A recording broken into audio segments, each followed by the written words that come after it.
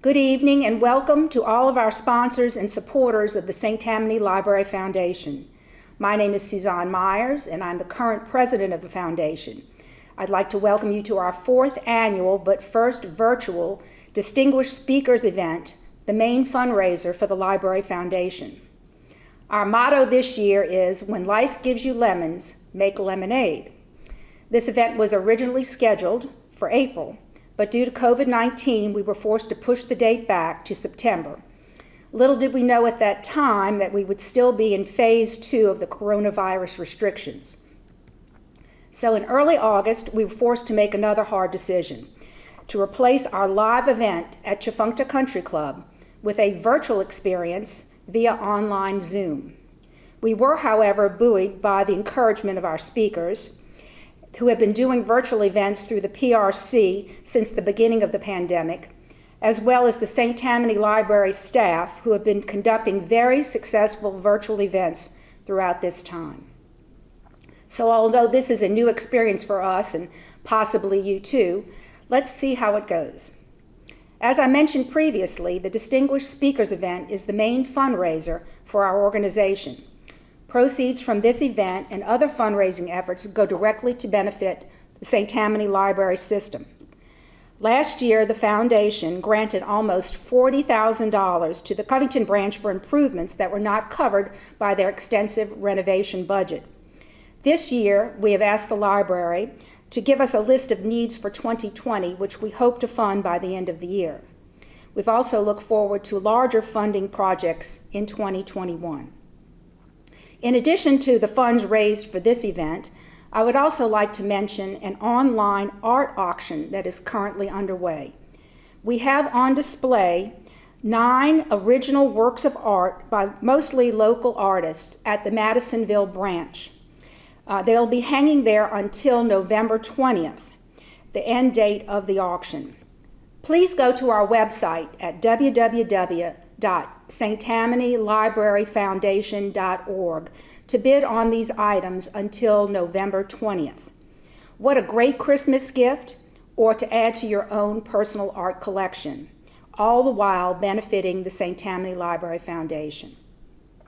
And now I would like to introduce our board member and chairperson of this event, Dr. William Nunez, who will introduce the speakers for this evening. We hope you enjoy this virtual event. Thank you.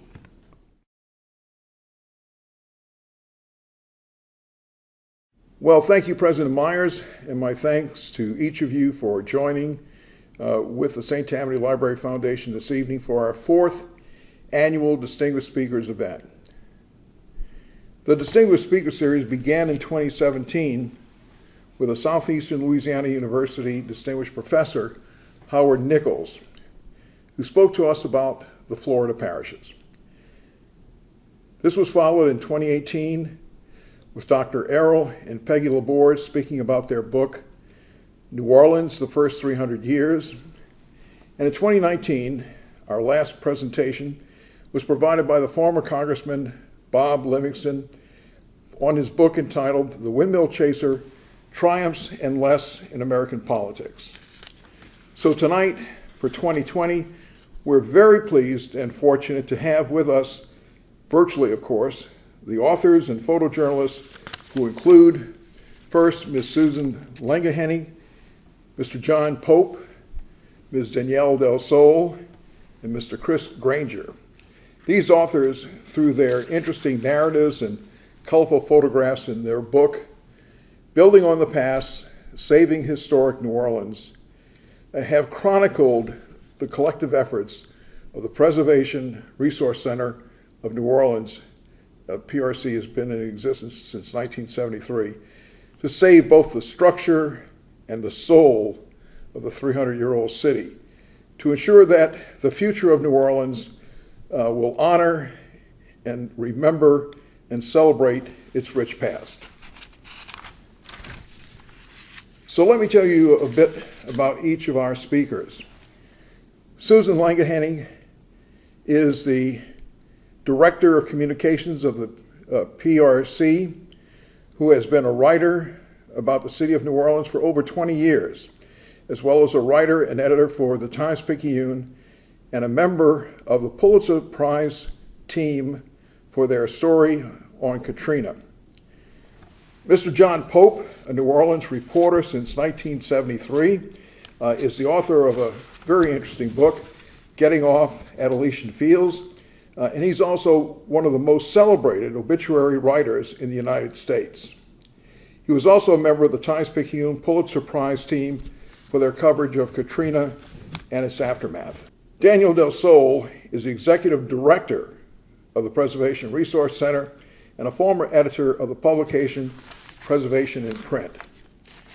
And last but certainly not least is the wonderful photographer, Mr. Chris Granger, who is an award-winning photojournalist of New Orleans who's been a staff photographer for the Times-Picayune and the New Orleans Advocate, and a photographer for a multiple number of publications, both magazine and books, over his professional career.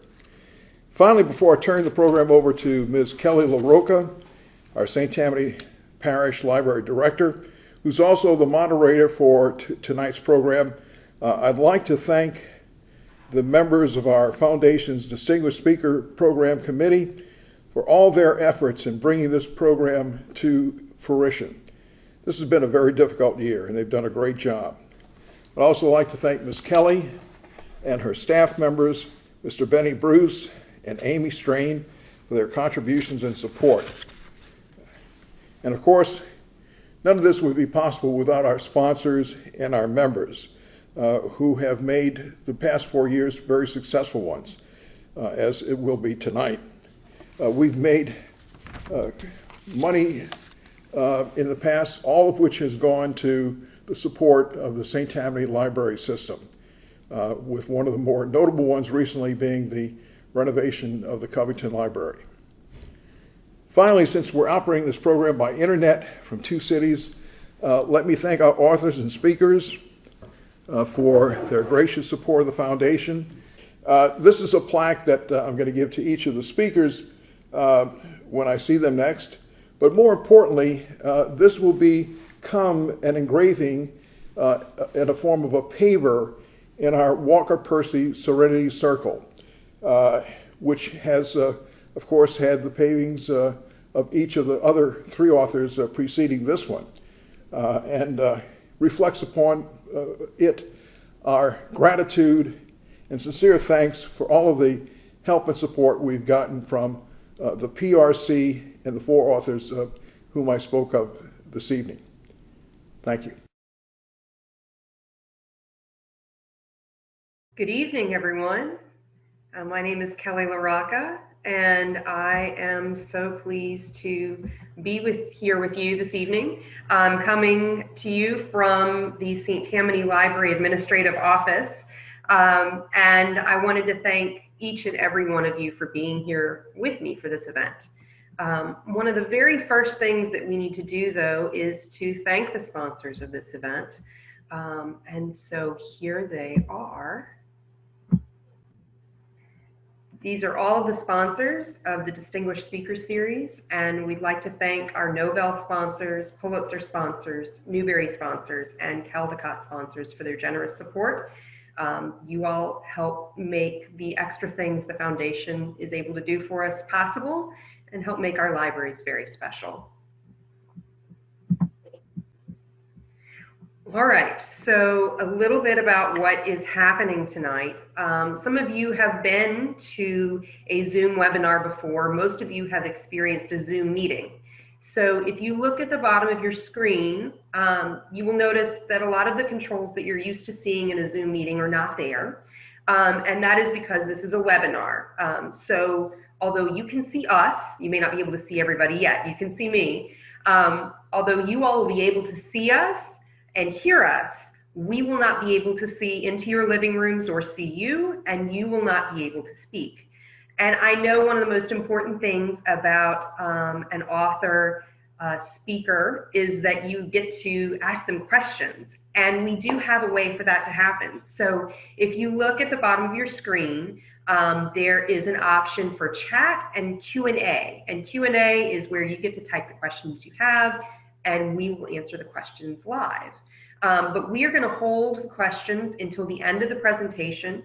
We have 4 panelists that will be speaking, so they will each take turns talking. And then when the discussion is over, I have a few questions to start out with, and then we're going to take your questions. So I hope that you enjoy this evening. We worked hard putting it together for you, and we're looking forward to it. So first, I am going to make Susan the host. She is our first speaker, Susan LANGENHENNIG. And there we go.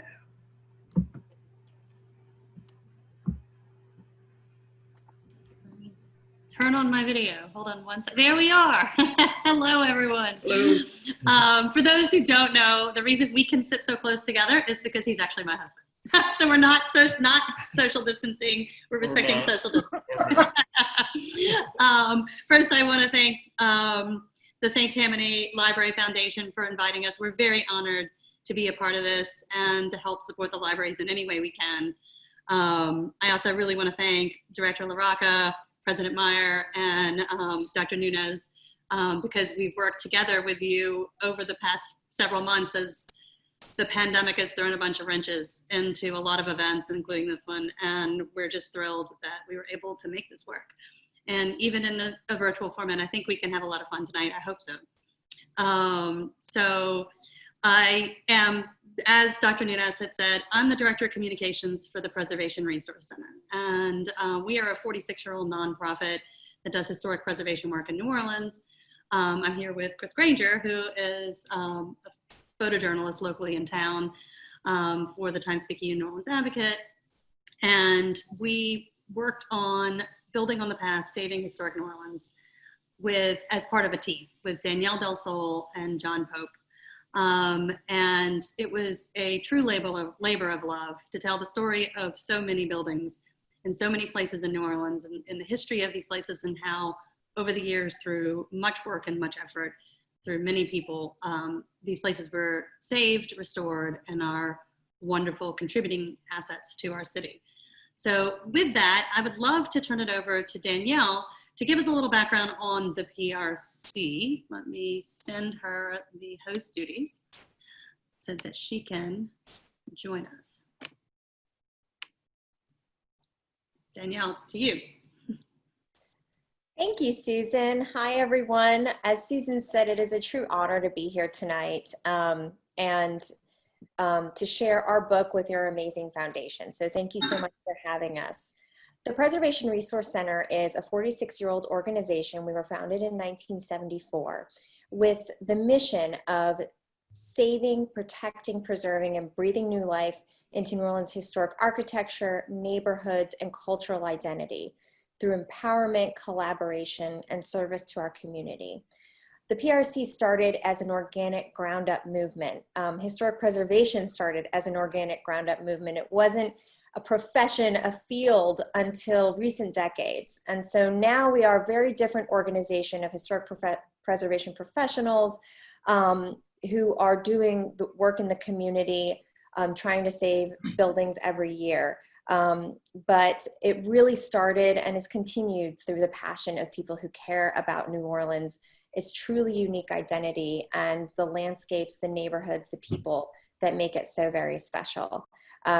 I think you can see our passion in this book. I hope it inspires you, and it's been such a joy to work with Chris and Susan and John. They're such incredibly talented individuals. So I hope that you have some questions for us, because we sure had a lot of fun making this book, and I want to share some of that fun with you tonight. So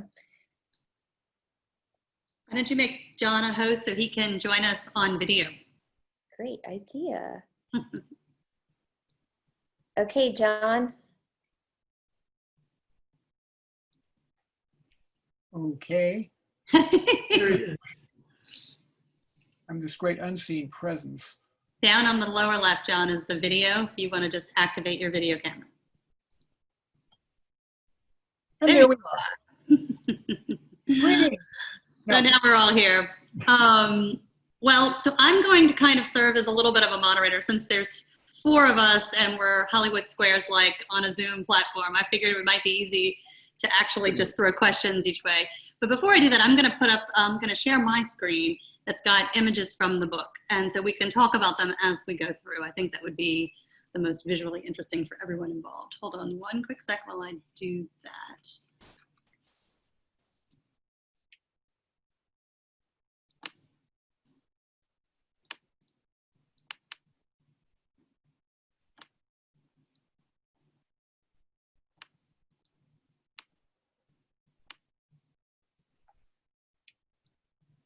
There we are. So this book came together over many, many discussions.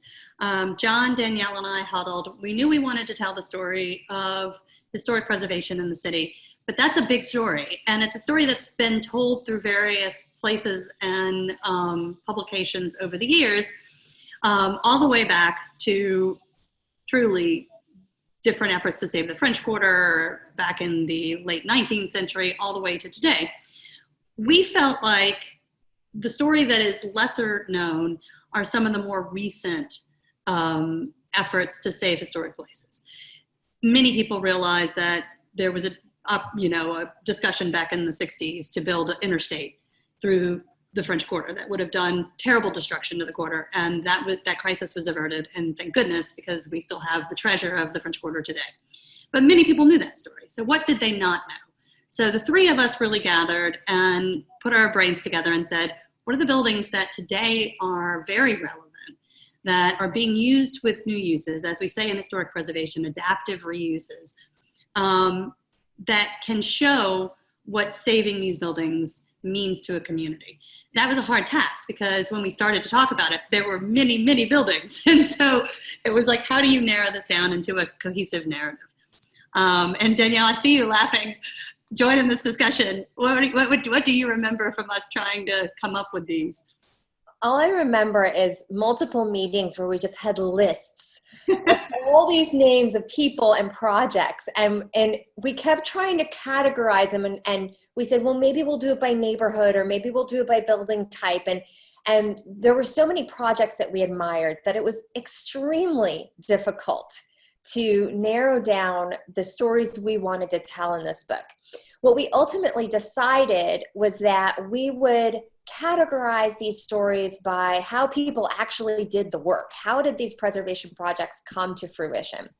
So we have 5 distinct chapters, and the first 4 are categorized by how do people do it. So the first chapter is dedicated to projects that utilize historic tax credit financing. And for those of you who don't know, a historic tax credit is an incentive that is offered both on the federal and the state level. Here in Louisiana, we have a great historic tax credit program, but it basically allows a developer or an individual to rehab a historic building, and then all the qualifying costs of that rehabilitation can come back to them, 20% of them on the federal level and 20% of them on the state level.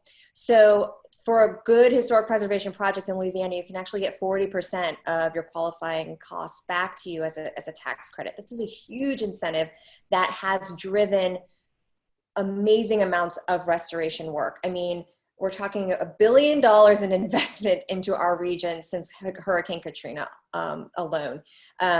So it's a huge economic driver, and it's a huge reason some of these projects ever get done. So that was our first chapter. The second chapter was dedicated to easement programs. An easement is a legal agreement that a property owner will enter into, where basically they're promising to keep their property in great condition forever. And PRC is an easement holder. We hold over 130 easements across the state of Louisiana on buildings of all shapes and sizes. And it's our job to go out and make sure every year that the building is in good shape.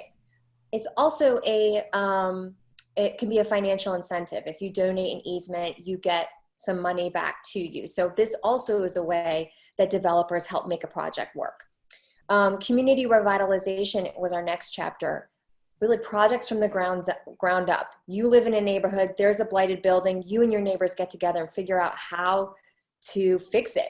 And we were able to feature some of the PRC's great work over the years through that chapter, talking about Julia Rowe. So in the late 1970s, the PRC bought one of the townhomes at Julia Row. Y'all remember it, Julia Row's that beautiful block of federal style buildings. They're called the 13 Sisters in the Lafayette Square or Warehouse District neighborhood. PRC bought one. It was called Skid Row back then, revitalized it. That really was the biggest first project of the PRC and is hugely important.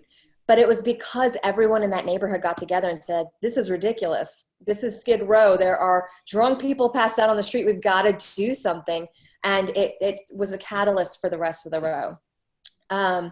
Finally, we had a chapter called Passionate Preservationists. So when the numbers don't work, against all odds, people still want to save a building because they care so much about the history of that place. People can make a project happen. And so we were able to feature some wonderful preservationists in that chapter who really put their blood, sweat, and tears into projects to see them through. Finally, the last chapter, which was John's baby and is such an important chapter, is what happens when preservation fails.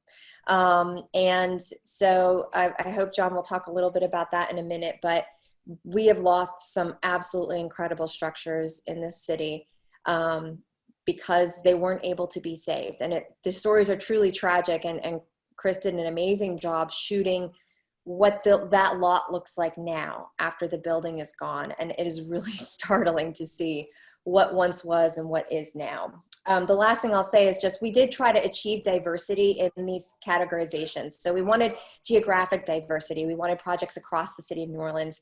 We wanted a diversity of type of buildings. So you think of New Orleans, you think of the French Quarter, you think of buildings from the 1800s and 1900s. But what about mid-century modern buildings? We profiled Buster Curtis's personal home, which is a very beautiful 1950s home in uptown New Orleans as part of this book. So we tried to really think outside the box in terms of representing all sorts of buildings that should be saved and how wonderful it is that they were. I'm sorry to interrupt. This is Kelly. We're seeing a black screen from Susan's computer. Why is it? Hold on. Why did it not? Sorry.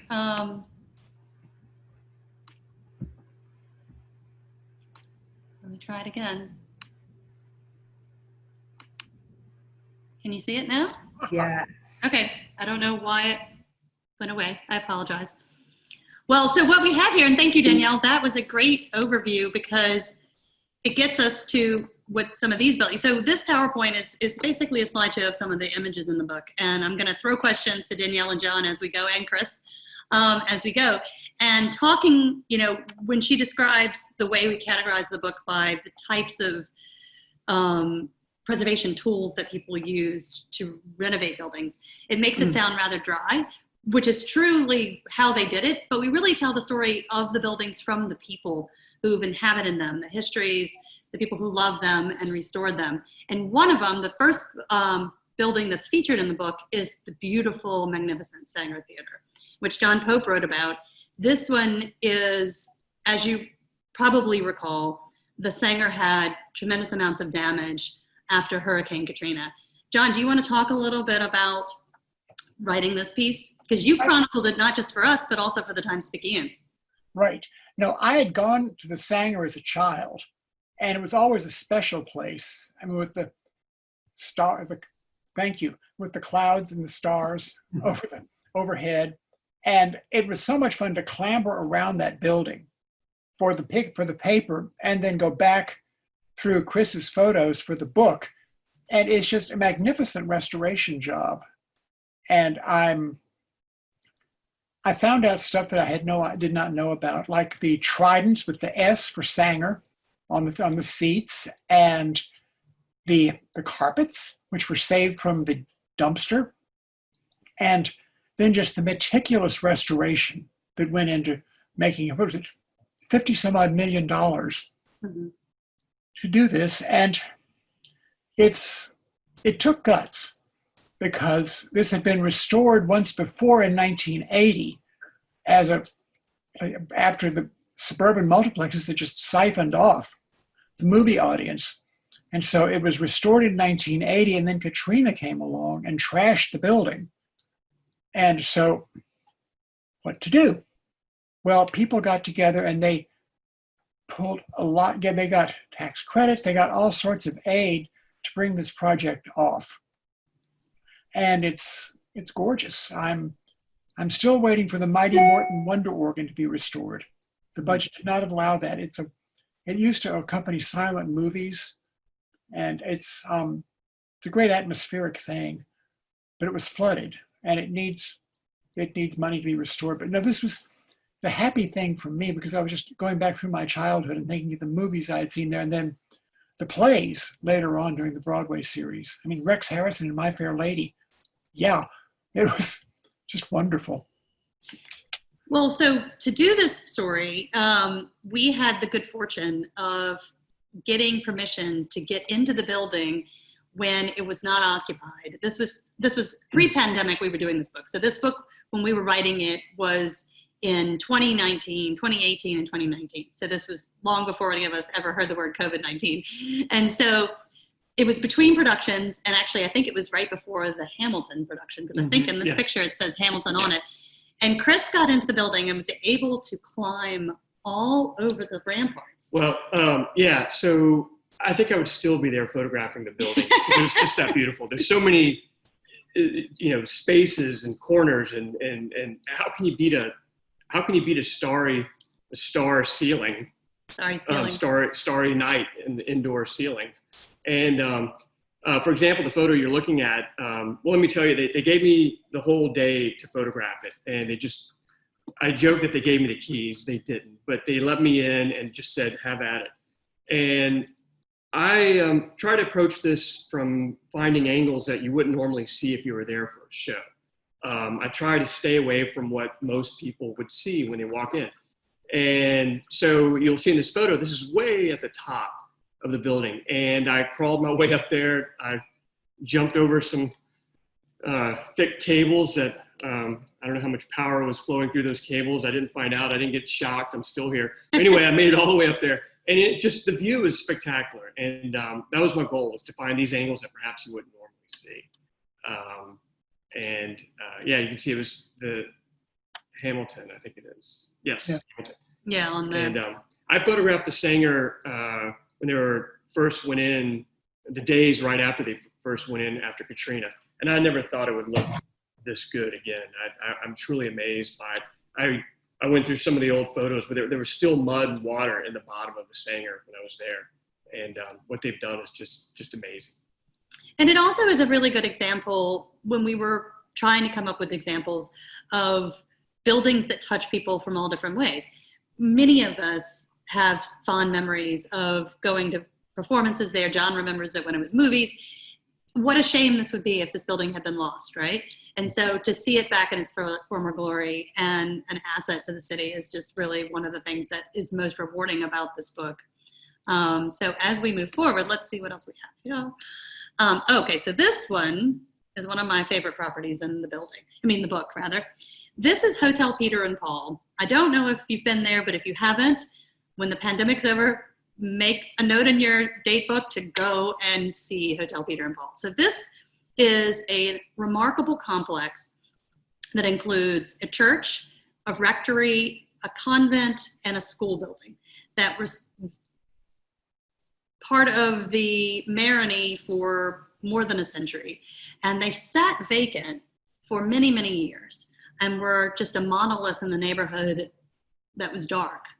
The buildings were solid, but were deteriorating from having been vacant for many years.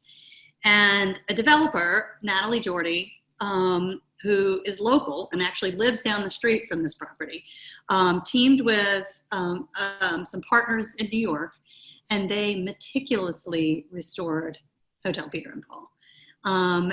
To the point where when you go there, it's really quite stunning. John has a quote in the book. In fact, he is quoted in the book in the story that I wrote about Peter and Paul.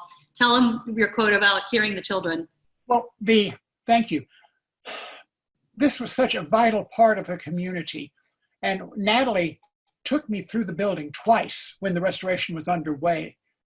And there's a double stairway in the school part. And I remember stopping on the stairway and saying, Natalie, I hear voices here. Kids. because of all these generations of kids. And if I can, disclosure, Natalie's a friend, but Natalie did something that was very smart in this restoration. She set up shop at the Houdat Cafe at the corner and met with neighbors to answer their questions about what they were going to do, to reassure them they were not going to add anything in terms of modern buildings. They would respect the neighborhood. And that was really so bright of her to do that.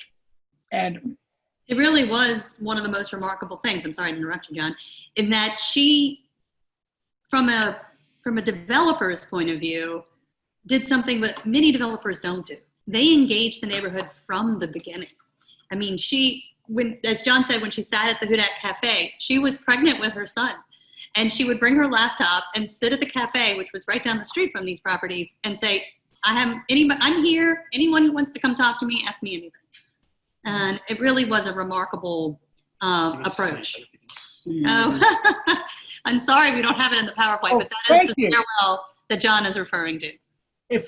Natalie's enthusiasm for this project was contagious. She took me through the building when her first child was strapped to her in a carrier.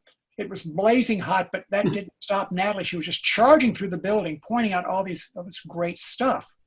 And she really had the vision. And to her credit, because of that interaction, the neighborhood association fully endorsed this project and was behind her completely. The Faubourg-Marigny Neighborhood Improvement Association, in fact, is quoted in the book in full support of her and the developers and what they did. This picture that you're looking at, the picture on the left is from, hold on, I'm trying to read it. 1911. Yeah, well, no, it was, so the original church had a giant spire that was struck by lightning in 1911. This picture, I believe, was taken around 1904. It still shows the spire. The spire was removed after it was struck by lightning. But you can see from the exterior that the rest of the building was maintained and saved. The church, which is this structure, when they were doing the building, they specifically said, we didn't want to put anything in the church as far as hotel rooms, bars, restaurants, anything. It is completely used now as an event space. Weddings are held there. They have community Pilates, but they really felt that it was sort of a reverential space and they didn't want to carve it up into hotel rooms or anything like that. So I'd gone to a funeral there shortly before it was closed. And the first time I went through it, when it was ready for the public, I said, Natalie, it looks the way it is. She said, you wouldn't believe how much it cost to make it look the way it did. For sure. But, oh yeah, but it was like Dolly Parton saying, it costs a lot to make me look this cheap. But they put so much effort into this. Right. And the bar is a fun place, incidentally. The Elysian Bar. Mm-hmm. We have no connection to this place, so we're talking about it. We don't get I want to say on the record, we don't get commission. We're just fans of the way she preserved and saved these buildings for the community. Yeah, she could not have done a better job of reaching out to the community. Yeah. She didn't not come in and Bigfoot it. And so it's just wonderful. So this is one of my favorite spreads in the book. This is Tableau Restaurant, and Chris Granger is sort of a magician sometimes. Sometimes he comes back with photos and I'm like, how did you do that? There's a picture in this book that truly that doesn't look like New Orleans. It almost looks like France. Tell us a little bit about this photo shoot, Chris. Well, let me first off say that New Orleans is a very photographic place, as we all know. And it's tough to try to find different angles. Everyone knows the classic shot of the statue in Jackson Square with the cathedral in the background. It's a classic angle. It's a lovely angle. But for this book, I wanted to try to find different viewpoints of the city. And it was a little bit of a struggle, but it just takes a lot of patience. And just to go to a location that's got a lot of foot traffic and just stand there and just walk around and look for different angles and maybe sit a little low or get up on a ladder, anything you can do. Well, anyway, this shot at Tableau, which is at the corner of Jackson Square, I was there to shoot the inside of the building, and no one was there at the time, just a few staff members. And like the Sanger, they said, here you go, do whatever you need. You can go roam around and take pictures. Anyway, I was shooting one room that we thought we might use. I don't think it made it into the book. And I had to use the restroom. And so I went down the hallway on the 3rd floor, and the men's bathroom was locked. The women's bathroom was unlocked. And figuring since no one is there, I figured it was okay to go. There was a window in there. And as I'm in there, you could look through the window, and there was this angle of the cathedral. And you kind of had to stand on top of the toilet, though, to get the angle. So it was my way of trying to find a viewpoint that you wouldn't normally find of the city. And I took the photo, and I thought, I really doubt too many people have done this with the cameras that I have on a day like today with the blue sky, standing on a toilet, looking at the cathedral, taking a picture. So I felt really good about myself at that moment. It was a little weird. When I walked out the door, I'm like, oh, they're going to arrest me or whatever. And no, they didn't. They left me alone, and they understood why. Because when I showed a couple of the managers there, I'm like, oh, this is the angle I got. And they're like, oh, yeah, that's, no one knows about that angle. It's a great angle. And I said, yes. And so anyway, that's how I approached the book. And this is an example of a photo that you can see the old architecture of the roof line. It's kind of clean and simple. There are no power lines, no T-shirt signs, just a clean plastic angle that I felt really happy to get. Having seen the cathedral and Jackson Square my whole life, I saw this picture and I was like, where is that? That's the Cabildo, that's the cathedral. What's in front of it is part of Tableau. Right. But again, it's just a different view. Yeah. And so there are many surprises in the book like this with the photos that really make you think and see our city in a different way. And that was sort of the goal, is to show the beauty of New Orleans, not just the typical shots that you see, which there's nothing wrong with the typical shots. They're wonderful, but it sometimes makes you think when you see something new. So Tableau was a fun one because they did quite a bit. Danielle, do you want to talk a little bit about the work that they did at Tableau? It was this building is quite historic, especially the location. Yeah, it's actually a Spanish colonial building. And what was so amazing about this project was that it helped save Le Petit Theater, which is directly adjacent. And it was meticulously restored. The building itself had been restored several times, so it's old, but the materials are not all vintage of the vintage, though it does have some of the oldest bricks in the entire city in one of the walls in that structure. But they did just a beautiful job with researching details that might have been original to the time period it was built, and theming different rooms in different ways, using materials like slate that are very historic as part of their interior design.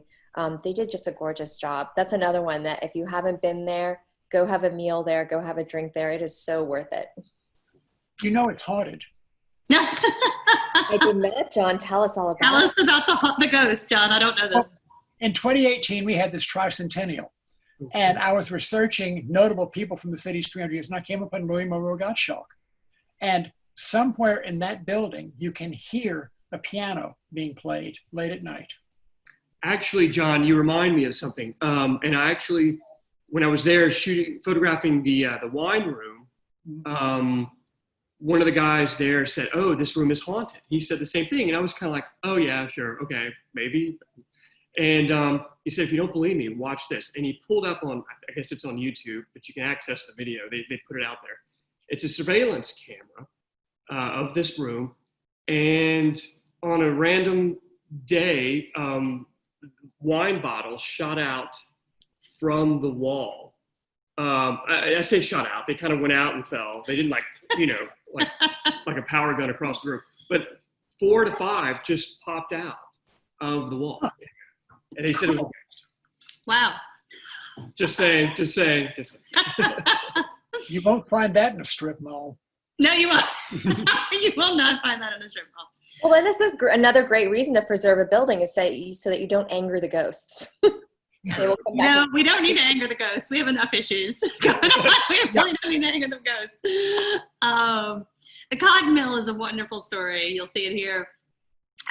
This building, many of you might remember, was really the first, or among the first, I should say, of the buildings that were conversions of old warehouses into lofts and condos and apartments after the World's Fair. Press Kabakoff's company, HRI, really was the one that sort of launched this idea of converting big, massive old warehouses and industrial spaces into modern housing. Danielle, do you want to talk a little bit about this one? Sure. This was a real joy to write because I had been working at the Preservation Resource Center, which is just down the street from the Cotton Mill building on Chapatula Street, for almost a decade. And so it was completely bizarre to imagine the warehouse as anything other than what it is, warehouse district as anything other than what it is today, which is a totally vibrant neighborhood filled with residents, visitors, art galleries, restaurants. I mean, it is the creme de la creme of an urban neighborhood. But when I sat down with Press Kabakoff to talk about what it took to really spark the transformation of this neighborhood, it was totally mind-blowing. At that time, it was the warehouses were literal warehouses used for maritime purposes. And so when it was dark, when the sun set at night, the neighborhood went quiet because nobody actually lived there. It was just a place of commerce. But Press had been to Soho and other kind of chic neighborhoods in cities like New York and Washington, D.C., and had seen how developers were renovating warehouse spaces into artist lofts, apartments, and condominiums, and thought, well, we can do this in New Orleans. We have a whole neighborhood full of them. His father was also a developer and was developing hotels downtown. And so I'm sure kind of helped him see, realize that vision. It all kind of came together in his mind. But it wasn't easy. It wasn't just that he had the idea, renovated the buildings, and suddenly people got it. At that time, as he describes it, the early 80s, the oil industry was going bust. People were leaving New Orleans. The demand for apartments was very small. It was something like there was 40% vacancy amongst apartments in New Orleans. And so when he went to banks and said, we want to transform this warehouse into an apartment building, they were like, what are you doing? A, who's going to live in a warehouse? And B, we don't need any more apartments. We've got plenty of apartments.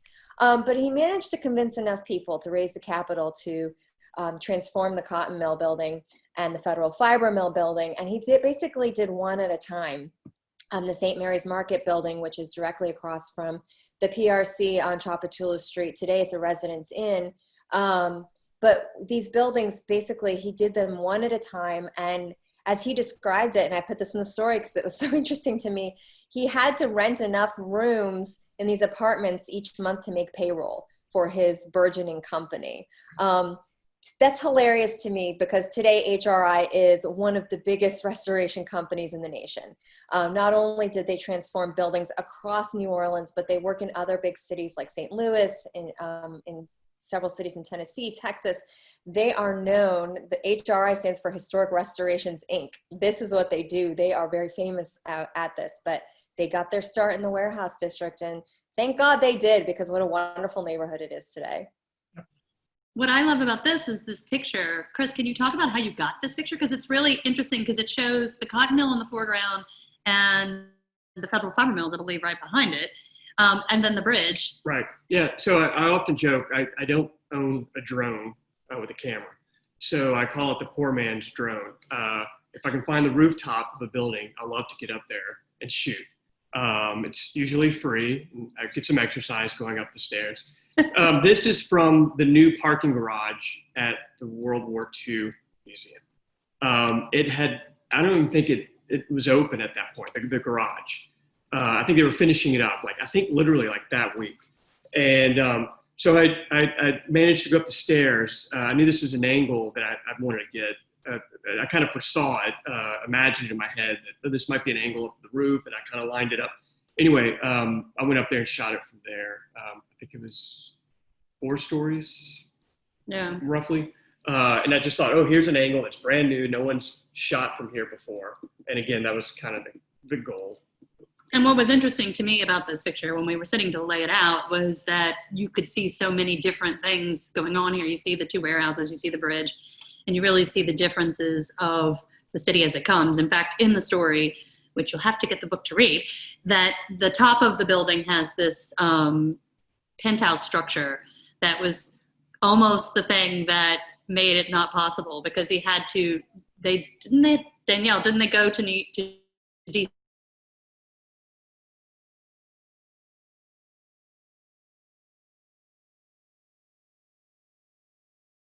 Park Service. Yeah, you don't get the historic tax credit financing, which would have completely killed the project.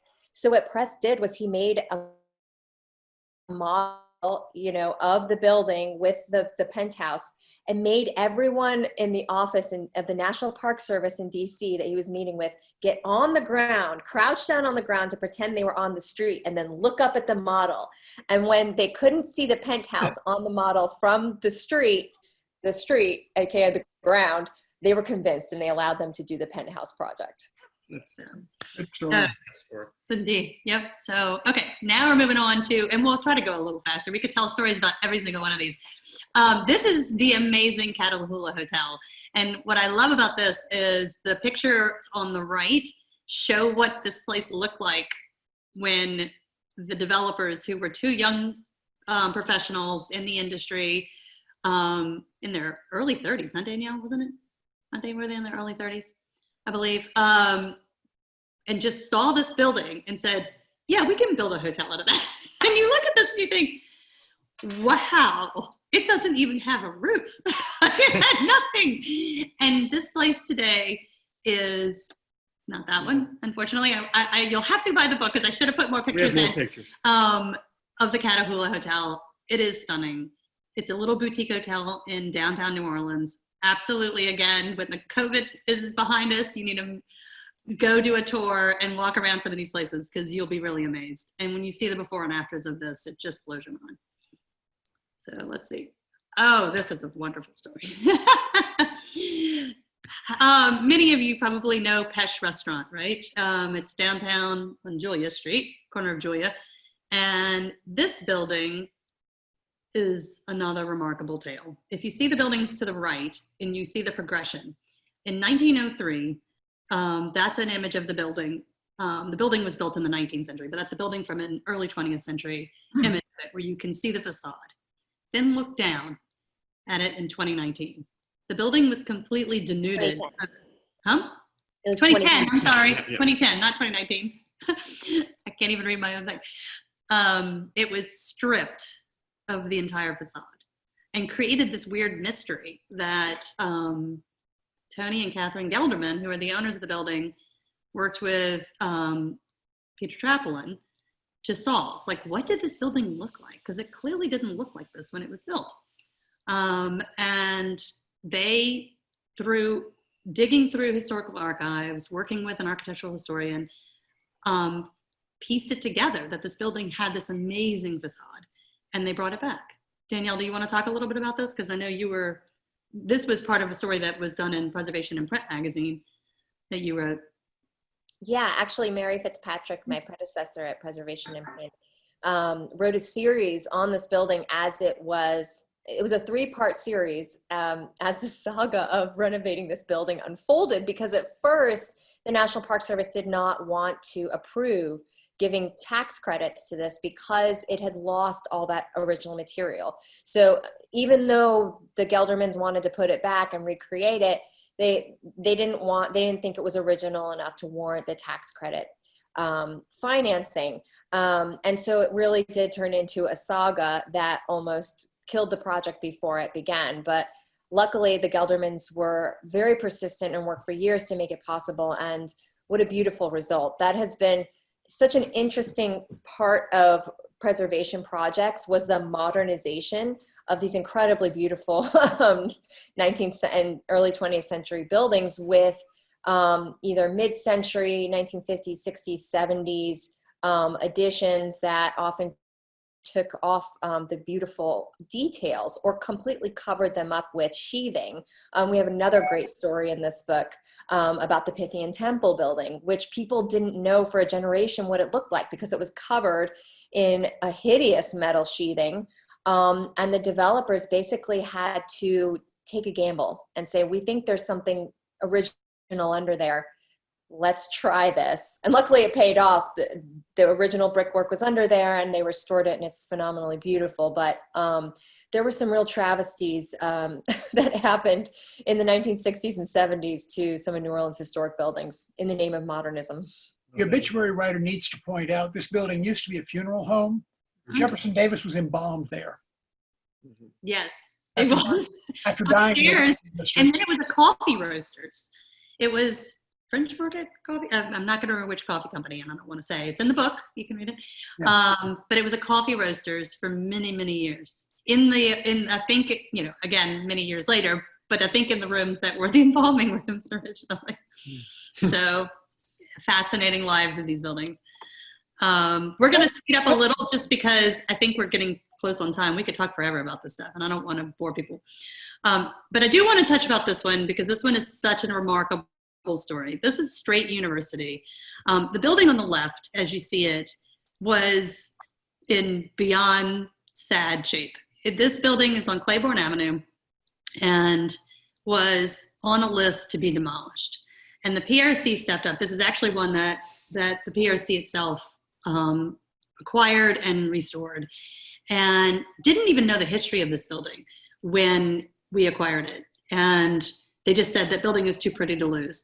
And they acquired it and then started digging into it and realized, oh my goodness, this building is the last standing building of Strait University, which was one of the first higher education institutes for African Americans after the Civil War.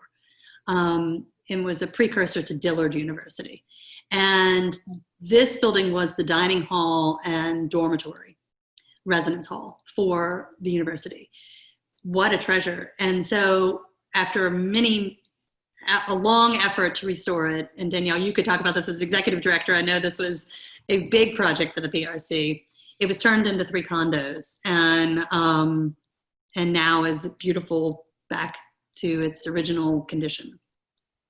I'll just say that when you talk about a labor of love or passionate preservationists doing things against all odds, the Preservation Resource Center probably spent over $1 million at the end of the day to restore this building.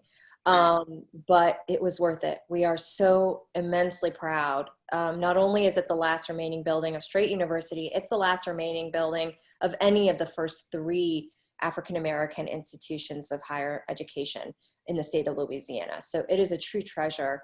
And we're really grateful that we had the opportunity to bring back this piece of history. So I'm going to go through some of these rather quickly. This is an amazing Creole cottage in the French Quarter that's owned by a woman named Anne Masson, who is an architectural historian, and her husband, Frank Masson, was an architect, preservation architect of quite renown. And they saved this Creole cottage, which is their home still. And it was in such bad shape that even other preservation experts thought they were nuts. There's a before picture. There is a before picture in the book. I don't have it in the PowerPoint. It looks like a bomb went off. It literally had like some derelict bicycle and some other random assortment of things sitting in the space. And her and her husband, as she says, walked in it, and John wrote this story and captured this wonderful dialogue between Anne that she recalls talking to her husband. John, do you want to talk about it? Well, it was, they were young and idealistic, and Frank came home and showed her the pictures of the abandoned home with the bicycle and no floor, and he was thinking, this is pretty awful. Really? We're in. So, and they took it on. It's a simple cottage with basic 4-room plan. And they added indoor plumbing and air conditioning and electricity. And they really made it lovely. And hello. I'm getting to that picture is in the house, on the inside of the house. Sorry? That's on the inside of the house. That's looking out onto the street. Yes. And there's a lot more photos in the book to give you a better idea. But when I shot it, the idea of it, like you're saying, it's just 4 simple rooms, very elegant, classy. It wasn't really tricked out with any modern components. I mean, electricity, water, and internet, but it just, you felt like you were stepping back in time. Yeah, and Anne was rigorous. I mean, she still uses plaster wash on Yeah. the wall. The walls sweat, as plaster walls do, but she accepted it's part of the deal. And the back has a loggia and a yard. It's really quite lovely. And these, Really, I didn't mean to interrupt you, John. The courtyard is magical. I mean, it is magical. And that's in the space. book too. Sorry, we don't have more pictures to share. Sorry. Well, we could go on and on. Yeah. I'm going to go a little quicker. This is an amazing property, just renovated by Nadja and Adolf Bynum in the Tremé neighborhood. This was Alphonse Picou, who was a clarinetist. This was his bar, the little purple structure on the left. This was his grocery and bar. And it was a wonderful story as well in the book about saving these places that are noteworthy for jazz history in the city. In fact, it has a plaque on the side of it. PRC has a plaque program to honor specific sites of importance in New Orleans jazz. And this is one of them. So. Adolf and Nadja Bynum are so intent on saving this neighborhood. Adolf realized the importance and the potential profitability early on because it's just across Rampart Street from the quarter. Mm-hmm. And he started doing house by house. And when he met Nadja, I mean, their dates were at Home Depot. And she got it. She's a former president of the board. And it's they've done some amazing things. This is the building houses Nadja's she shed on the ground floor. And they really just poured themselves into this. Their house is quite wonderful. And they got an award from some organization. And Adolf said, it's a brand new building. We just sort of added on to what was there. Yeah. It's quite wonderful. And there's been some pushback from the neighborhood, but they persist. They've done a remarkable job in Tremé, saving a lot of structures. Mm-hmm. I'm going to speed up because I want to get to, well, I do want to talk about this picture. Okay, so this is a house on Esplanade. I'm sorry, I keep going. We have so many stories. This is a remarkable renovation by a woman named Betsy Fifield, who took a early 19th century townhome on Esplanade Avenue and restored it. It had been carved up into many apartments. She restored it to a single family home, and it's beautiful, and there are pictures of it in there.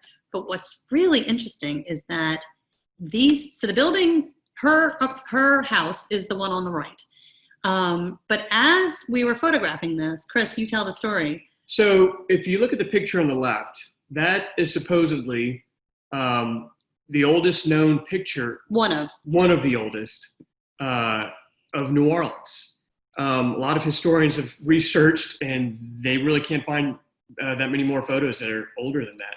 And it's of Esplanade Avenue, standing at basically Bourbon Street. The river would be behind you. You're looking down towards City Park, straight ahead. And about a year prior to this project, I did a photo project on the series of old photos of New Orleans, and I tried to line them up to what it looks like in modern times. And I had the photo in my hand, or a copy of the photo, and I would literally line it up. I tried to pick the same lens roughly that they would have used, same lens width, and shot it to compare and show how much has changed in all that time. And anyway, this was a photo that I had just in the back of my mind. And when we started to photograph the house, I thought, well, this is on that block. And you can see Betsy's house, whose house is featured in this particular story, is on the far left. And the bones of that block are pretty much the same. Obviously, the trees are a lot taller now. And I think there's some light posts that have changed. The potholes are still there. I'm joking. The bones of the buildings are the same. And if you look, you have to kind of squint and you can see it. And it's really amazing to stand there holding an old photo, what is considered might be one of the oldest photos, and go, look at this today as it looked back then. Anyway. That photo was taken sometime between 1857 and 1860 by J. Dearborn Edwards. And the reason we remembered it was because the New Orleans Museum of Art had an exhibit. And they had the three, I think there were 3 or 4, photos. Could be wrong, earliest known photos of the city. And this was among them. So the trees that you see on the right that are framing Betsy Fifield's house, we like to think, I wonder if those saplings that are on the left are those trees. I don't know. Okay, so this is what I wanted to get to, was Mr. Pope wrote a whole chapter that we called Obituaries for Lost Buildings, because John, as many of you probably know, is a renowned obituary writer for the Times-Picayune, and has written and has a book, Getting Off at Elysian Fields, which has some of the most incredible stories of people from New Orleans and their obituaries. So when we were brainstorming this, we were like, we need to do a story on what happens, as Danielle said, when preservation isn't successful, when something is lost. And so we said, oh my goodness, John, Obituaries to Lost Buildings. So John, do you want to talk a little bit about this series? Oh, well, oddly enough, I'm old enough to remember these buildings, like the St. Charles Hotel and the Old Main Library and the River Gate. I had my 8th grade graduation luncheon in the St. Charles Hotel in 1962. I went to plays at Temple Sinai when it was repertory theater. And so I had visceral connections to these buildings. If you can show the library. I have the library in here. No, I don't have the library in here. The library on Buy the book. Read the book. But I remember when I was a child, remember the steps going up were just little bitty steps, so you had to walk slowly, which forced you to appreciate the architecture of the building. And then the Daniel Burnham's railroad station, if you could get back to that. Okay, thank you. I can't believe this railroad station was on the neutral ground between what had been Krause's department store and the Sanger, because it looks so big, massive. And it's stunning. And what's kind of funny is for the first 2 decades or so this building was open, tourists, travelers on the railroad would be driving right past Storyville, the city's legal red light district. One can only imagine what they saw and thought. But this was torn down. Daniel Burnham also did Union Station in Washington. You can see the resemblance. It's one of these majestic buildings designed to evoke the majesty and the glory of travel. And I did these buildings, I wrote about these buildings, not only because I had strong feelings about them, but also because I wanted to show what can happen when preservation fails. Now, the St. Charles demolition was right at near the start of PRC. Unfortunately, Temple Sinai, that happened in 1977, just leveled. John, out there, I got to tell you that, again, that's one of those moments where I had the old photo and I'm standing in this parking lot near the Pontchartrain Expressway. Yep. And trying to map out the location of where this building was. And I'm thinking, God, it's in this parking lot. They tore it down to put a parking lot. I mean, you could have issues if a building's beat up by tornadoes, hurricanes, termites, floods, fire. And you can kind of wrap your head around that. But when a building like that's just torn down because you want to put a parking lot, well, I was like, oh, God. It was, yeah. Well, maybe it's ironic, but Sidney Besthoff, who demolished the building, is the grandson of one of the members of the Temple's building committee. And I remember it because June Havoc had repertory theater there in the early 70s. I saw her descending on a rope from the ceiling for the second act of The Skin of Our Teeth. She played Sabina. And Julie Harris was in The Women. And then Havoc was in Three Penny Opera, which was all over. Because they used arena staging act. It was close enough to Elaine Kerr she played Blanche in Streetcar. I could see her tears as she was being led off at the end. It was a great space.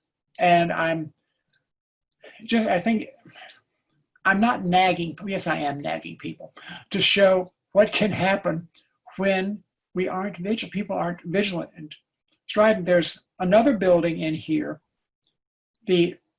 I'm not faulting the World War II Museum. The World War II Museum did not tear down the Lord Sarpy Mansion at Higgins and Camp.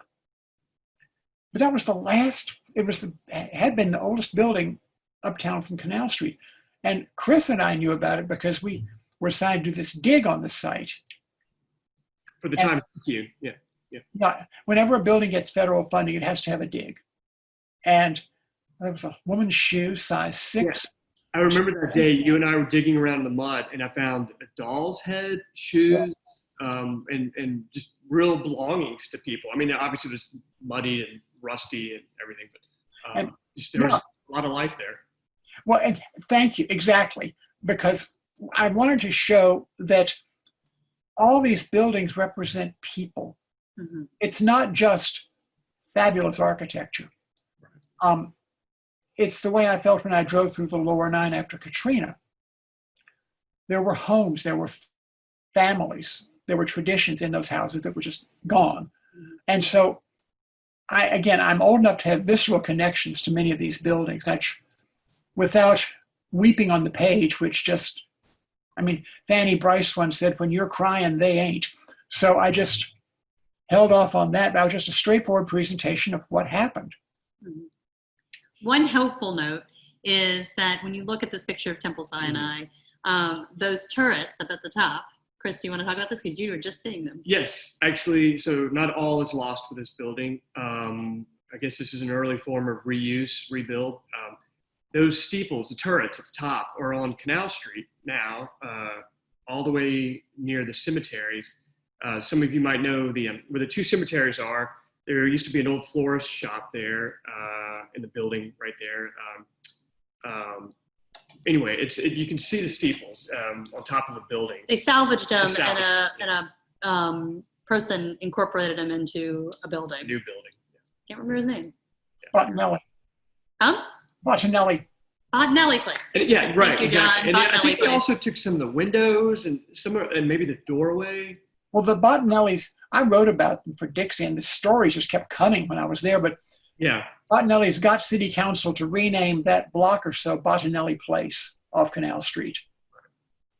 Yeah, it's like a little Italy right there. In fact, I was there just photographing it just a few weeks ago, and on the wrought iron or on the fence around the cemetery are grapes. They're growing grapes there.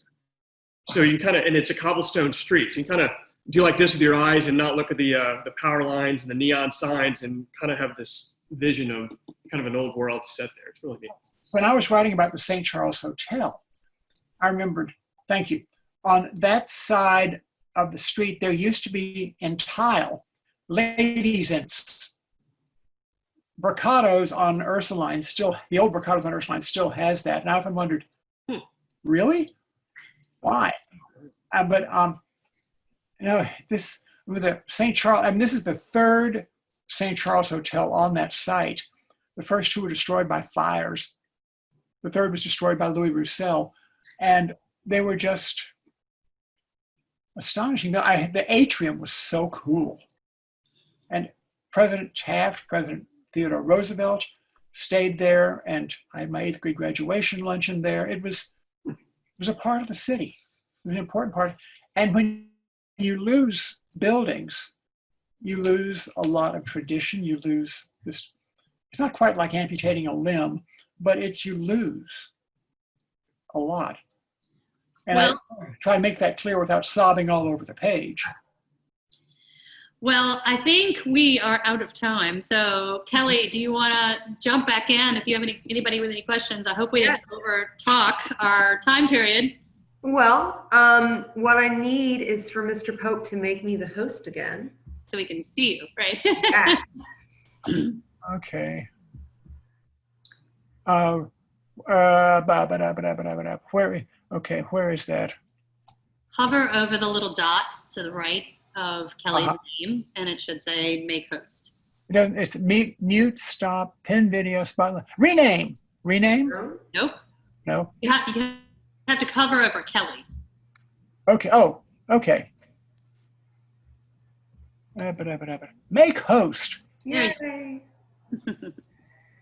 All right. Time to I'm transfer. the host. And I'm here. Yay. All right. So it is time for questions and answers. So what we are going to do is I have a few questions to start out with, and then we'll be monitoring the chat and the question and answer function to see what questions our audience has. So the first question I have is, what are some of the important tools used in historic preservation today, and how are they covered in the book? So as I mentioned before, the historic tax credit program is vitally important. And that has made some of the bigger, more well-known projects in this book and in our city possible. Without the state or federal historic tax credit, these projects would never have happened. But what's also really important is just people and their ingenuity. So we do have projects in this book that were just done by people who care, and either they get together with community members to raise money, or they personally put up their own money, or they do the work themselves, but they make it happen.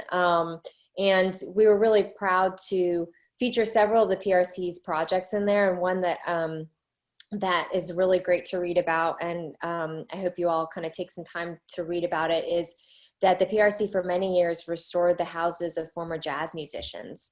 And for those houses that they couldn't restore, they put plaques on the houses. And to this day, we still hear about people who were moved to buy a house because it had a jazz plaque on it. Just knowing the history of, like John said, who lived in this home, what stories were made in this home, what histories and memories were made here, it gives so much to any structure. All right. And so the photography in this book is gorgeous. And, architectural photography, although we don't get to do a whole lot of traveling right now, that's one of my favorite things to do when I visit a city. I've got my phone with me. I take lots of pictures.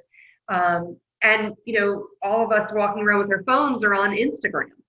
So can you give us some tips for upping our game and getting good photographs of beautiful structures? Well, my mantra in life has been, if you see a bunch of people taking pictures all in one little huddle somewhere, go totally 180 from them and look for a different picture. Susan has seen this. Oftentimes when I leave the house, I'll wear kind of old clothes because I'll lay down on the ground to get a shot, kind of a low angle of something to give it a little more strength and power looking up at it. I try to stay healthy. I'm not a health nut, but I try to stay limber, so I can maybe climb the side of a tree or a light pole to get an angle. So I'm constantly looking for different angles. So that's really important. Try to look for something that's, the running example I have is the famous picture of Machu Picchu. Everybody has seen it from the same angle. You kind of know. I've never been there, but I just would imagine if I were to go there, I look at that picture and go, there's got to be a different angle. You got to find something that's a little different. And so that's what drives me. And I think that's important to find those different angles. And then lighting is important. A couple of the photos, like a tableau, if you notice, is really early light. And in the quarter pre-pandemic is a boisterous place. And often after a long night, there's trash on the streets and it's a little smelly and all that stuff. People are kind of sleeping around on the sidewalks. So you have to get up kind of early and try to find nice light. So that's important. In the evenings, that's just nice too. Tripods help, it allows you to kind of keep a photo a little sharper. If you're going for real low light, kind of moody, full moon, kind of French Quarter look to it.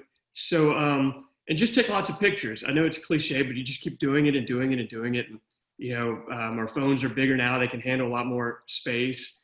And I love to look at other photographers. It's kind of hard to tell, but I've got what I jokingly call a Library of Congress of photo books all around us in this room.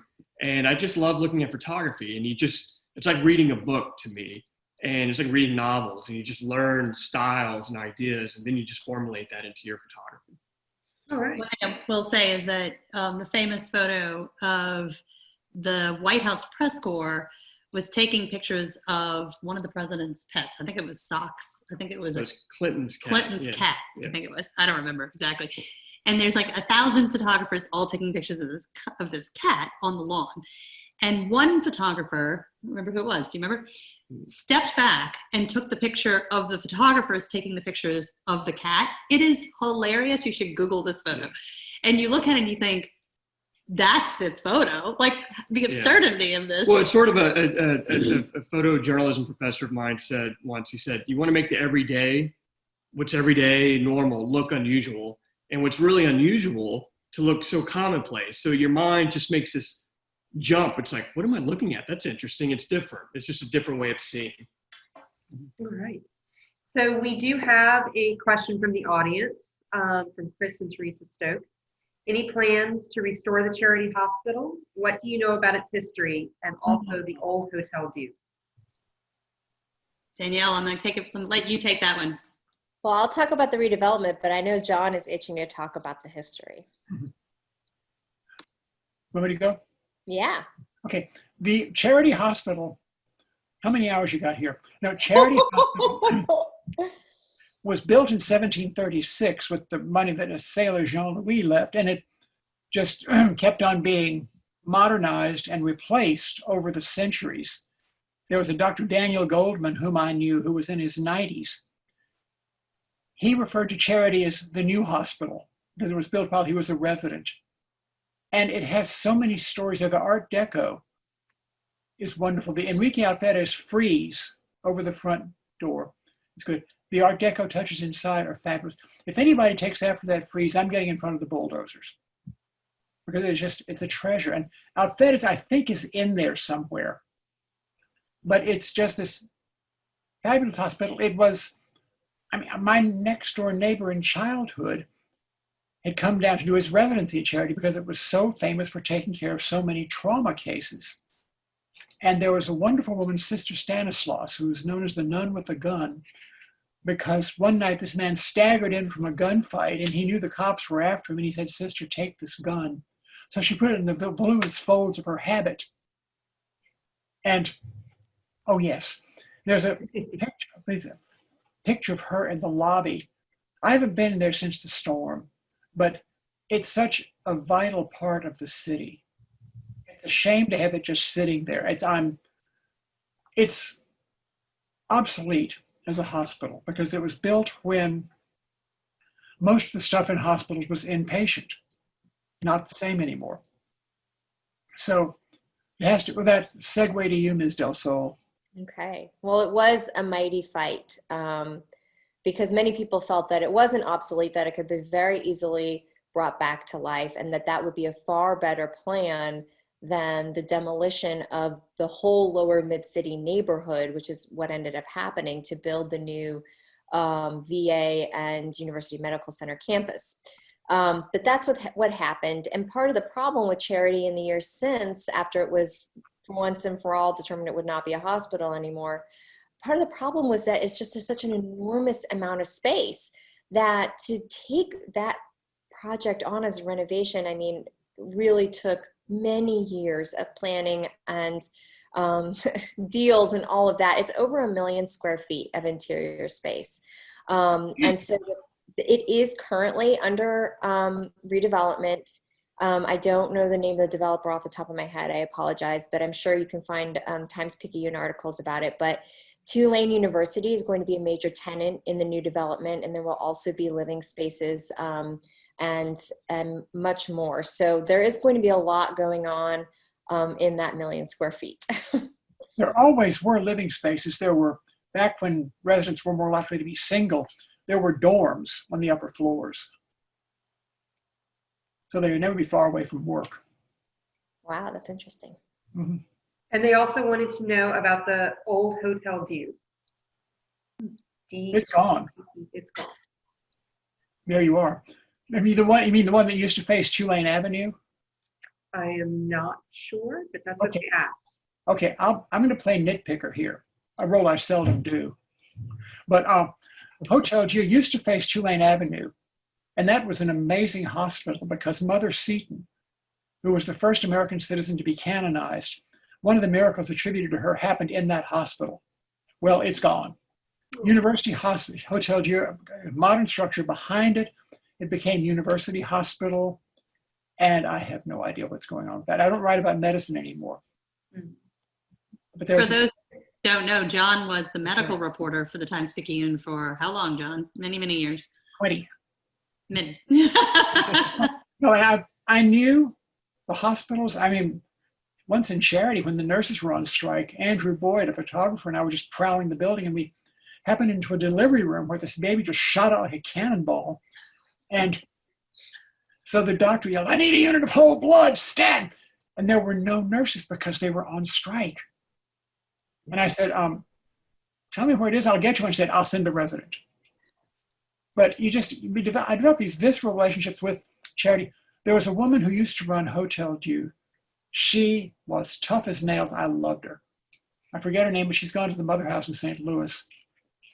The modern Hotel Dieu was just not, I'm going to sound like a terrible old fart, but it just wasn't the same as the one that faced Tulane Avenue.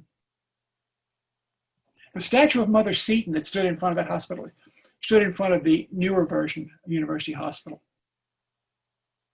But I don't know. All right. Well, so I am looking for questions. Down at the bottom of your screen, there's a question and answer function, and there's also a chat function. And the next question we have is, what happened to the French hospital? Gone. So it's gone. It used to be at where the down ramp is from onto Orleans Avenue. Used to be right near there, and gone. Alas. No, Rhonda Nabon, who was a colleague of Rhonda's and Chris's and mine, had a relative there. It was supposed to be for white people. It was so light-skinned that he was being treated there, and no one knew that he was black until his relatives came to visit. And out he went. But no, I don't know when it was torn down, but it was demolished. Speaking of the old hospitals, one thing that Danielle and I had the pleasure of just touring was the Children's Hospital is renovating the old Marine Hospital complex up at State Street and Chapatoulas that many of you might remember. And that is going to be an amazing complex. Danielle, do you want to talk a little bit about it? Yes, it's really an amazing project that Children's has taken on. And the site itself, we were really fascinated to learn has one of the oldest existing buildings still uptown. The DeBoer cottage from the DeBoer plantation was built in the 1830s, and Children's Hospital has done a major restoration of the building, and they're turning it into a coffee shop, which is really phenomenal. But the history is they say that is the first site where sugarcane was actually, oh my gosh, Susan, I'm going to mess this up. It was granulated for the first time, or I think so. Yeah. So the site itself is extremely significant. It has many historic buildings, and Children's has adaptively reused the majority of them. They have a new, they're gonna have a new Ronald McDonald House there soon. They have a Hogs for the Cause, which is similar concept. That's a beautiful building for children and families to stay as their children receive treatment. Just wonderful adaptive reuse of many of the structures on that site. What's going to be the fabulous the main building on that campus? What's being done there? That's administrative offices. So they've moved their administrative offices out of the hospital itself and into that building. And the cupola, they lit it up at night a few times. So it's really great. Cool. The landscape there, they have these incredible old oak trees. The property is remarkable, not just for the buildings, but the landscaping is beautiful. And Richard Campanella, who's a Tulane geographer who writes a column for Preservation and Print magazine, is also researching the site history for Children's Hospital. And he found records that was an old orange grove, which really astounded me. And I mean, early 19th century, apparently, that they had planted oranges all up along near the river. So interesting stuff. Cool. Susan, are you going to be showing any more of your screen? Or No, I can give it back to you.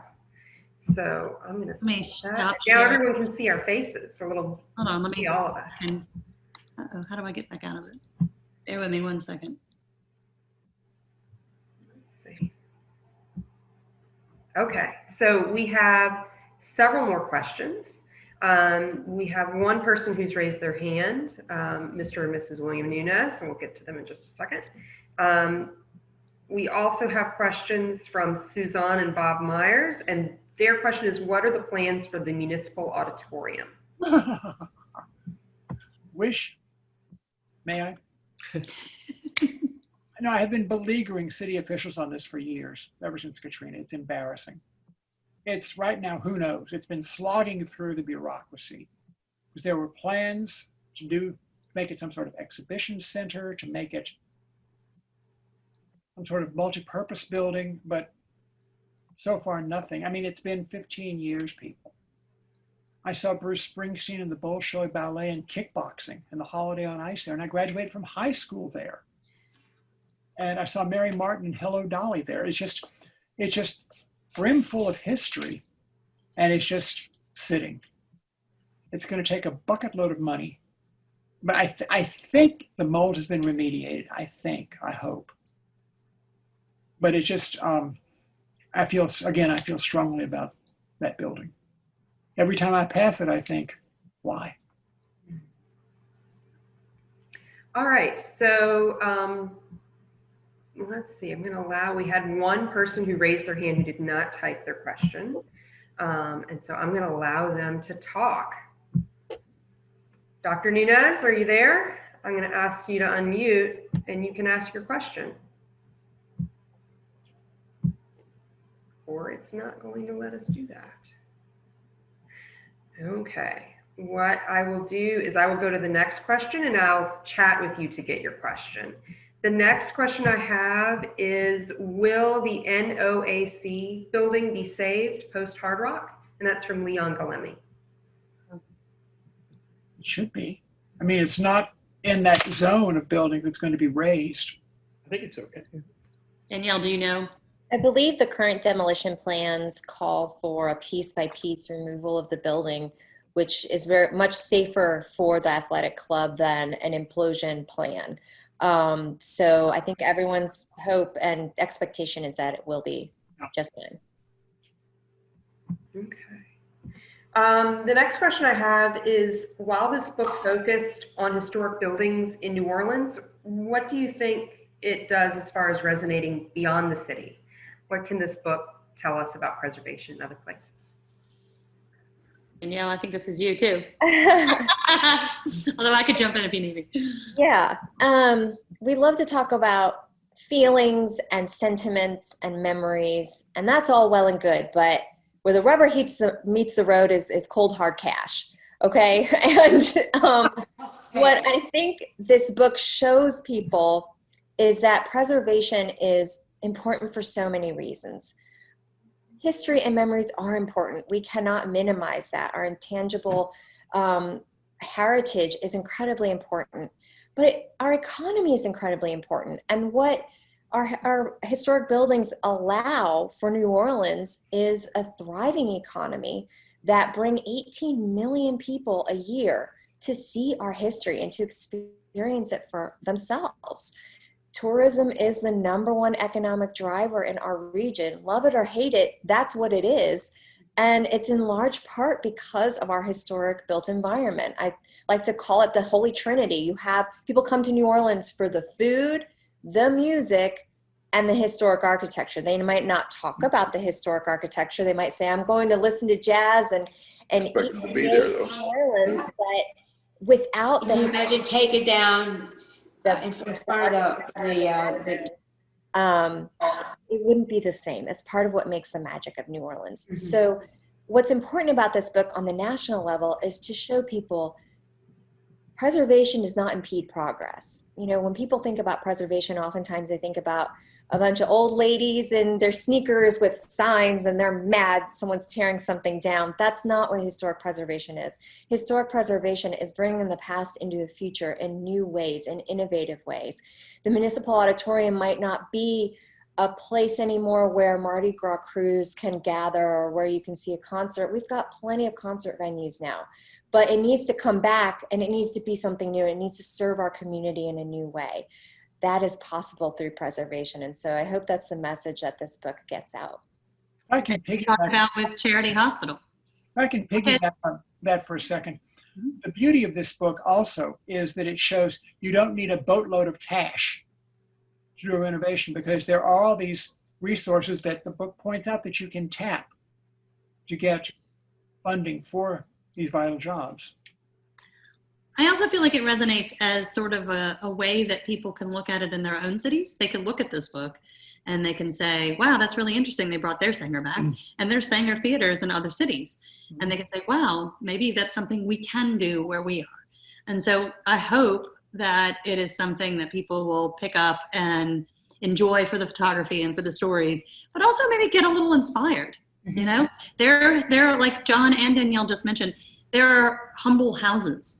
They're not all grand spaces. I mean, we have humble places, small shotgun houses in this book that people have saved, that show that you can do it on all different levels. And the buildings have stories. Just listen, I mean, hearing Ann Nassau talk about the free man of color who built the house, or the Fayards and the wedding cake house on St. Charles Avenue, just the stories.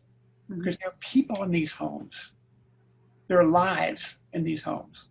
All right. Okay, we're going to try the live question one more time. And if we miss it this time, we'll go back to the question again, because I've got another question and answer question. I've asked them to unmute, so we'll see. Okay, Kelly. Yeah, I didn't see Dr. that. Nunez, it's good to hear you. It's good to be heard. My dad had a business on Camp Street, 700 block, 721, right across from the St. Patrick's Church. And when he sold out the business, regrettably, it was a beautiful building. In fact, it had a hotel right next to it that overlooked a courtyard. He used it as a kind of a parking space, but obviously many rooms that were rented out.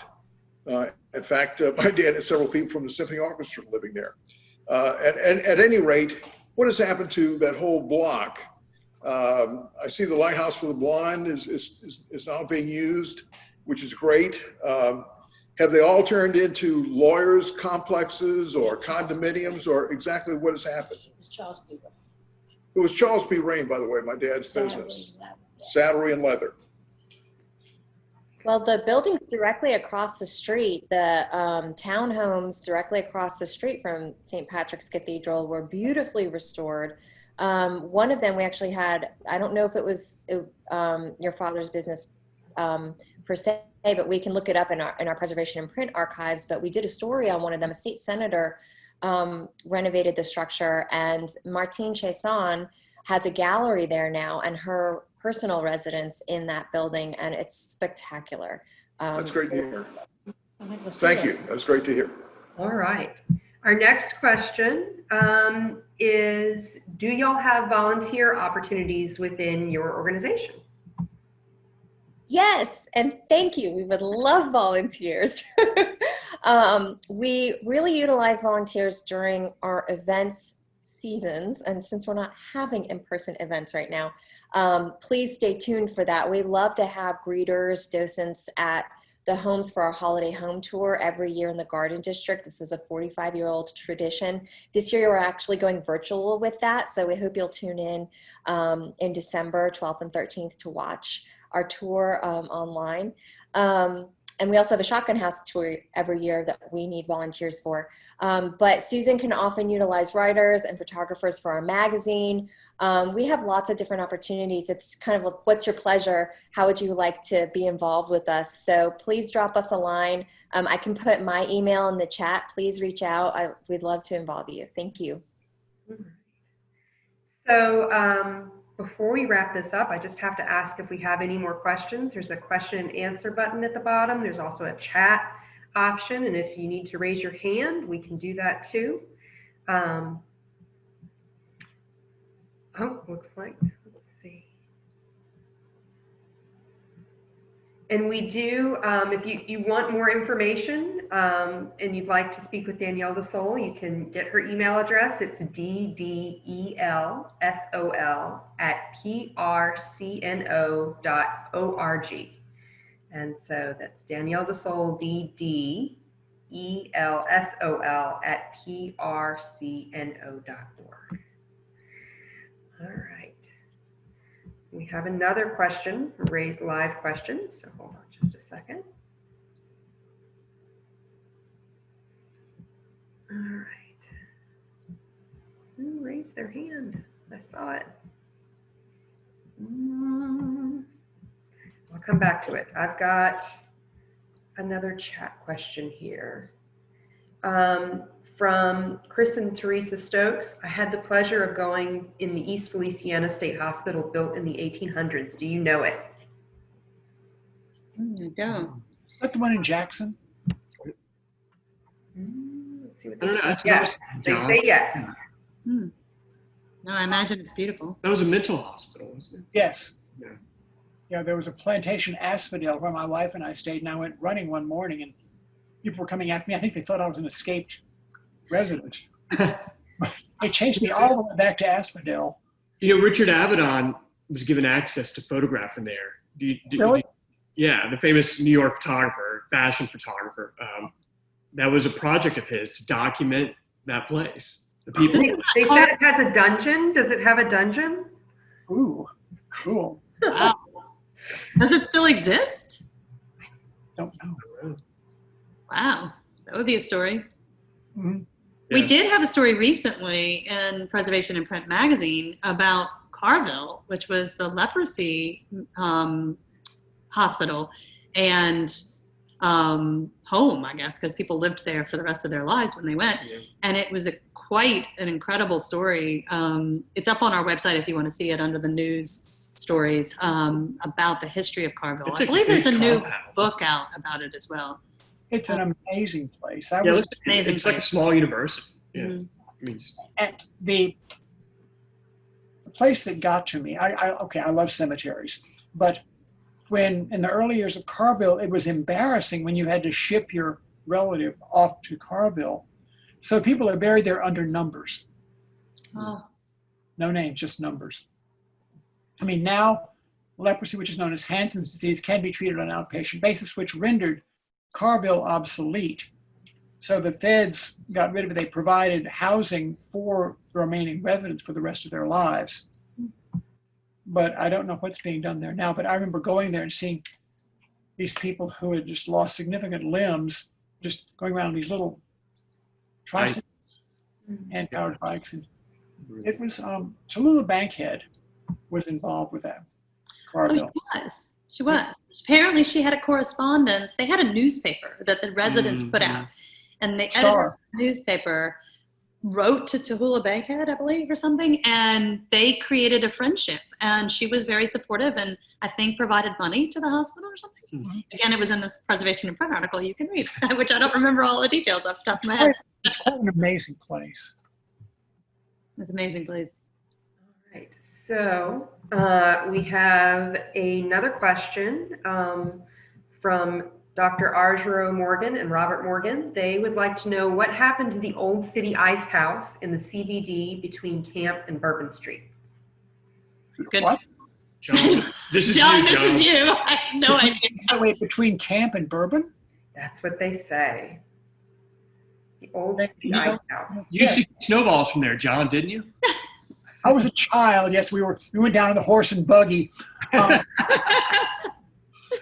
Like camp and bourbon don't intersect. I mean, maybe between. I mean, not if they don't in the French Quarter. She said in the French Quarter. So sorry. I can't picture. I don't know. I have no idea. Sorry, I wish we do. All right. And so that's there. And did Dr. Nunez, did you have another question? You're our live participant. Not a question. I just, on behalf of the Distinguished Speaker Series for this year, I want to thank the committee for its excellent choice in getting this group to present. You guys did a splendid job. And thank you so much for hanging in there for like 8 months to do this for us. We're so pleased. This has been wonderful. All right. Dr. Nunez, I wanted to say, I believe in an email you had sent me that you had attended GRANGER school when you grew up, when you were a child in an elementary school down here. I went to GRANGER school. That's That correct. building is under redevelopment right now. Wow. It was saved. It was like on the potential demolition list. Somebody wanted to turn it into a strip mall. We gotta go see And that. a developer, Renaissance Properties, acquired the building, and they are in the middle of renovating it into affordable senior housing. So it's Oh, that's Oh, wonderful. that's wonderful. so when I saw that in your email, I was like, oh, I got to tell you. Where is it? Susan, where is it? Franklin and Probably Village, just about almost around Village Where? on Franklin. Yeah. Mm-hmm. So All right. Yeah, I rode around in buggies like John did. Well, let me check to make sure, but it does not look like we have any further questions. I do have a few other things to talk about before we end our evening.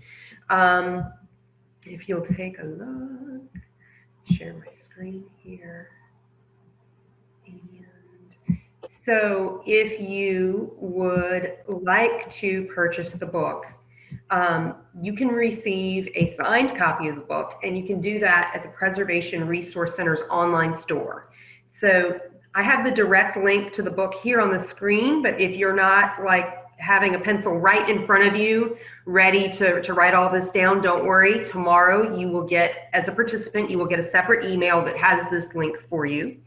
Participants in this presentation receive a discounted price of $50. All you need to do is when you're at the store, you just choose the St. Tammany Library Foundation price from the drop-down menu.